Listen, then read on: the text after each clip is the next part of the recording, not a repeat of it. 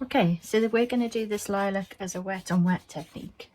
So I'm just wetting most of the paper with a decent amount of water.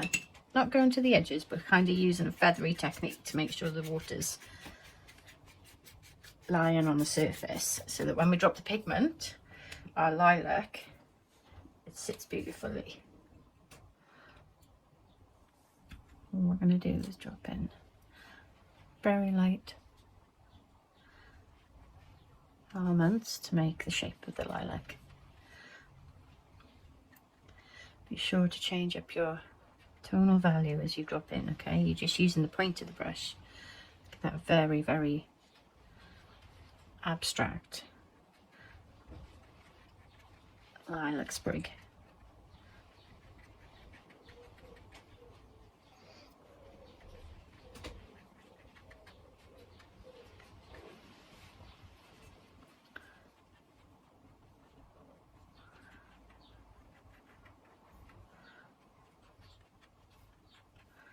You'll notice where you've dropped the water is where the pigment spreads. Where the paper is drier, you'll get sharper, crisper shapes. It's the joy of watercolour.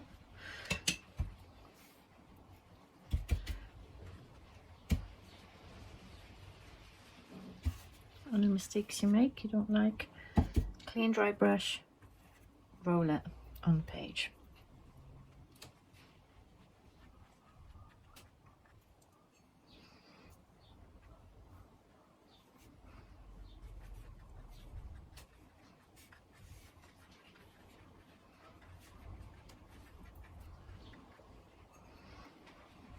It's where these blends happen that,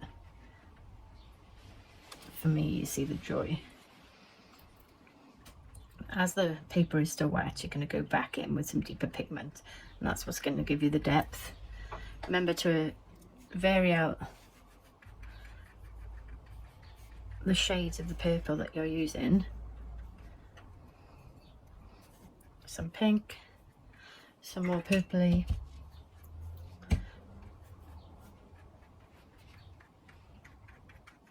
Bringing it all down to this kind of central point almost.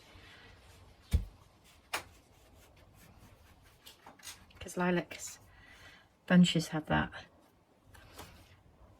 kind of elongated triangle shape, don't they? So we're going to bring it all down, and as you come down to the bottom of the stems, try and like angle your brush a little bit flatter, because the little buds almost of the lilac get bigger.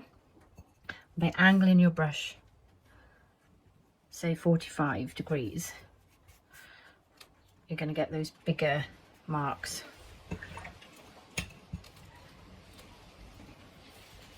Just add some more kind of pink to the top there, so it's varied, and some deeper purple within you when the paint is still wet. You can add that depth of volume, that depth of field, and it still looks natural. And while that first layer is still wet, I'm going to go in with some sap green mixed with a tiny bit of burnt sienna, and just bring these stems really casually, roughly, adding some green in amongst, down to the central point to the bottom, giving it movement. And you'd be surprised, as soon as you add the sap green or tree green or any kind of natural shade that you're using, it just brings it to life, doesn't it? Adding some little bits in amongst the lavender itself, but not to distract. Okay, so that's almost layer one. While it's still wet, then I'm going to swap to a smaller brush, which is a size 7, and I'm going to grab some of the darker, almost this shade of pigment, so it's more milk, more to cream actually, and then I'm going to use the smaller shape of the brush to add some definition. What you need it to be is still kind of loose, and try not to think carefully of where you're placing these. This is about the general overall shape of a lavender sprig, and each one is rough, it's not perfect.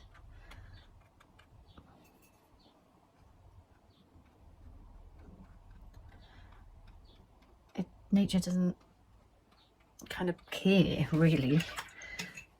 And that's the joy of when you're painting this, is that you can just add these marks.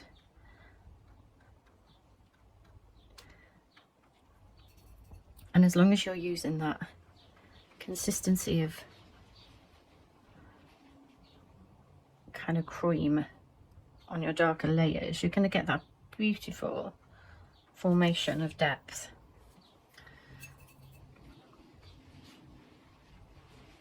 Bringing your sprigs into the center. The main thing that I see my students kind of struggling with this is that they kind of create a line down the middle by doing this. Now, lavender sprigs are very random, and they don't form a central stem.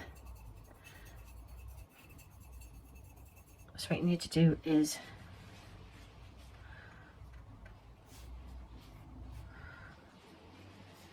try and avoid getting that central line.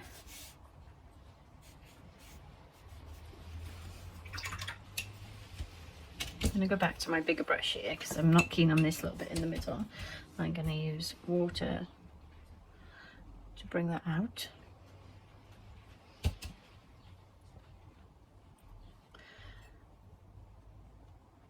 And just reshape that one there. Really deep pigment now of like a mauve. While it's still wet, I'm going to go in and just add those bits.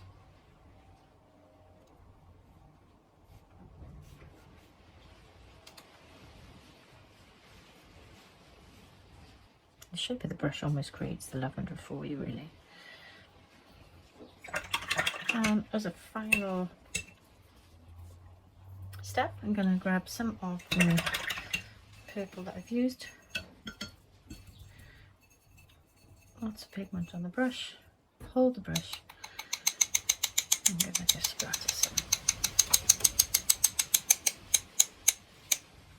of that, and do the same with a nice bright pink.